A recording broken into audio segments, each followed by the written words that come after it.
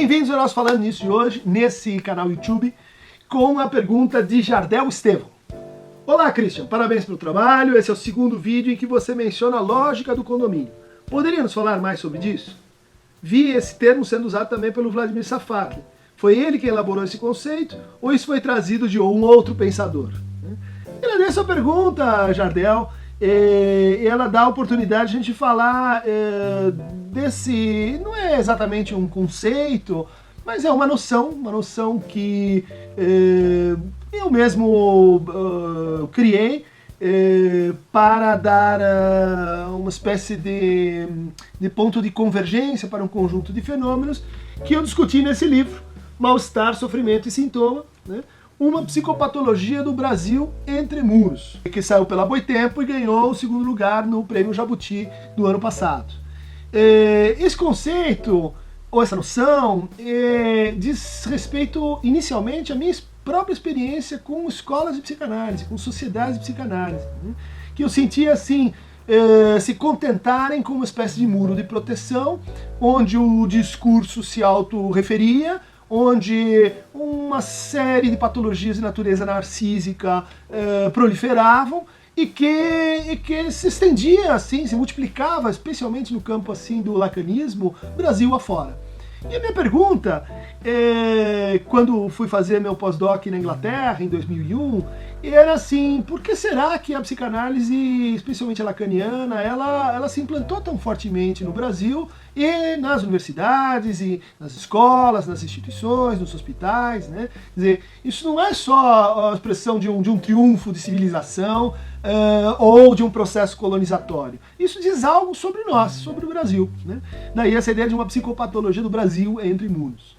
A ideia do condomínio veio de uma pequena coluna feita por encomenda de um professor querido meu, chamado Paulo Arantes, e que estava discutindo o que é o Brasil, e cada um tinha que escolher um ponto de vista assim, para fazer o diagnóstico do Brasil. E me pareceu, naquele momento, que o Brasil podia ser pensado a partir dessa forma de vida, que são os condomínios, aí sim, no sentido de formas de residência, né? Então, que surgiram em São Paulo por volta de 1973, Alphaville, Ilha do Sul, como um grande modelo de ideal de vida, né? Ideal de consumo. Isso tem que ver, então, com como a gente interpretava, naquele momento ainda no interior da ditadura civil-militar, as diferenças sociais. Né? Como é que a gente lida com a diferença de classe, diferença de cor, diferença de gênero, diferença de todos os tipos, num momento em que surge essa grande retórica de que o outro pode ser perigoso, né? O outro pode ser ameaçador, eu preciso me proteger do outro. Então criam-se os muros. É uma estrutura simbólica de negação da diferença. Dizer assim, olha, eu não quero saber e nem negociar e nem conversar, eu quero que você fique para lá, e quando você entre nesse espaço, você venha uniformizado, profissionalizado, nada daquela antiga conformação familiar, em que a empregada era parte da família, às vezes era uma filha bastarda ou um filho bastardo, né? Segundo a figura machadiana do agregado.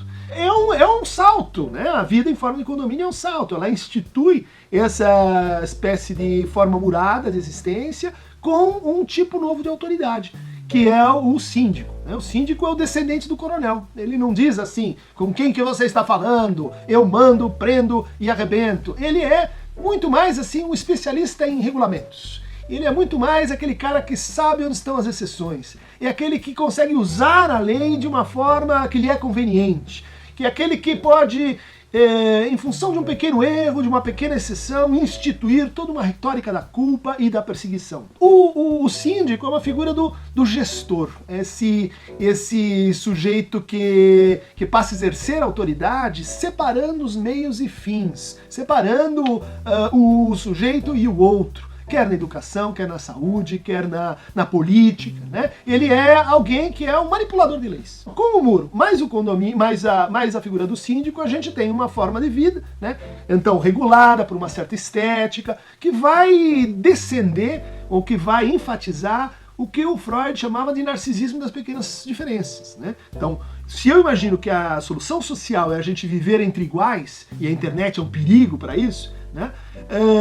O que vai começar a acontecer? Aquela pequena diferença do meu vizinho, que é tão igual a mim, ela se torna quase que uma ameaça, né? Quase que um ponto de irritação. Ela é uma justificativa para o ódio, ela é uma justificativa para uma aceleração da lógica da inveja, né? Que as nossas elites cultivaram durante muito tempo, né?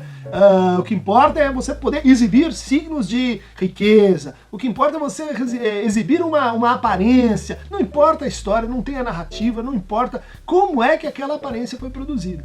Então, a vida em forma de condomínio é um tipo de cercamento do mal-estar, que gera narrativas de sofrimentos, né? Narrativas como essa de que o mal vem de fora. Se a gente não tivesse, então, estrangeiro, esse outro, esse nordestino, esse negro, esse gay, assim a vida ficaria assim muito melhor.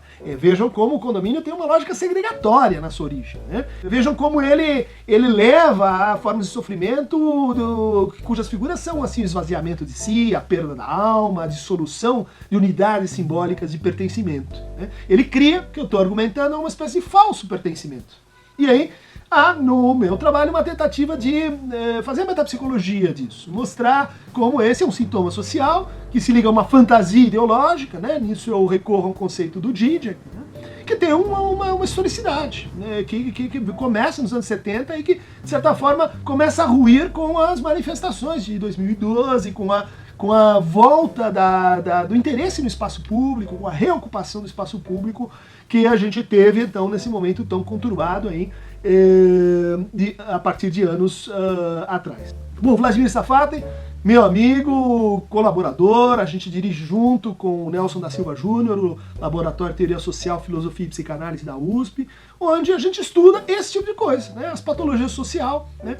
Como ascendem certas modalidades de nomeação e de diagnóstico do sofrimento, como a gente não consegue mais pensar o mal-estar sem reduzi-lo ao sintoma, o sofrimento sem reduzi-lo ao sintoma, e daí tratar o sintoma como se fosse uma coisa à parte da nossa forma de vida. Então a gente não tem que mais falar dele, a gente não tem que mais que interpretá-lo, ele não é mais uma formação de sentido, mas ele é simplesmente algo para ser erradicado das nossas vidas, né? Então, nosso projeto Patologia Social se desenvolveu durante alguns anos, e nesse período a gente foi discutindo essa ideia da vida em forma de condomínio.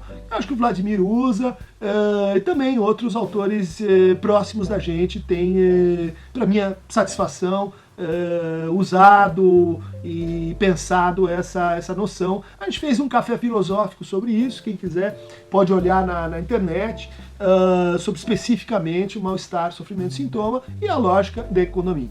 Um lugar que eu remeto vocês, onde vão ter outros textos e colunas envolvendo a noção de lógica do condomínio, é o blog da Boitempo, administrado pelo querido Arthur, a quem eu mando abraço aqui. Quem quiser receber mais em primeira mão o nosso Falando Nisso, basta clicar aqui no Aqueiron Tamovevo, na aba desse vídeo, onde estão também indicadas referências bibliográficas, sites, blogs que vocês podem usar para complementar o que a gente diz aqui.